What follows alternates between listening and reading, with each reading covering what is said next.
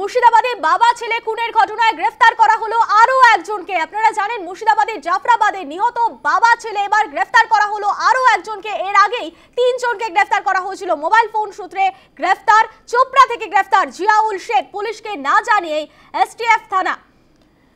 মুর্শিদাবাদে বাবা ছেলে খুনের ঘটনায় গ্রেফতার করা হলো আরো একজনকে। মোবাইল ফোনের সূত্রে চোপড়া থেকে গ্রেফতার করা হচ্ছে জিয়াউল শেখকে। ফোনে রয়েছে প্রতিনিধি অলিপ মিত্র। অলিপ, মুর্শিদাবাদে বাবা ছেলে খুনের ঘটনায় গ্রেফতার করা হলো আরো একজনকে। উত্তর দিনাজপুর জেলার চোপড়া থেকে কিন্তু এই জিয়াউল শেখকে গ্রেফতার করা হয়েছে।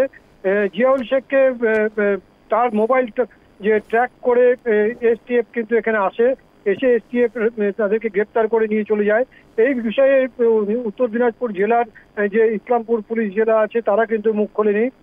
পুলিশ জেলার পক্ষ থেকে পরিষ্কারভাবে বলা হচ্ছে যে তারা এই বিষয়টি কিছুই জানে না, কিন্তু এখান থেকে গ্রেপ্তার করে নিয়ে যাওয়া হয়েছে এসটিএফ এর পক্ষ থেকে জিয়াউল শেখকে, এবং তাকে গ্রেপ্তার করা হয়েছে যে ওয়াকফ আইন বাতিলের দাবিতে মুর্শিদাবাদ জুড়ে যে আন্দোলন শুরু হয়েছিল এবং তারপর সেখানে ভাঙচুর হয়, আগুন অগ্নিসংযোগ হয়, হত্যার ঘটনা ঘটে, সেই সব ঘটনার সাথে জড়িত থাকার অভিযোগেই গ্রেপ্তার করা হয়েছে বলে সূত্রের খবর, এবং আজই তাকে আদালতে তোলা হবে বলে জানা যাচ্ছে।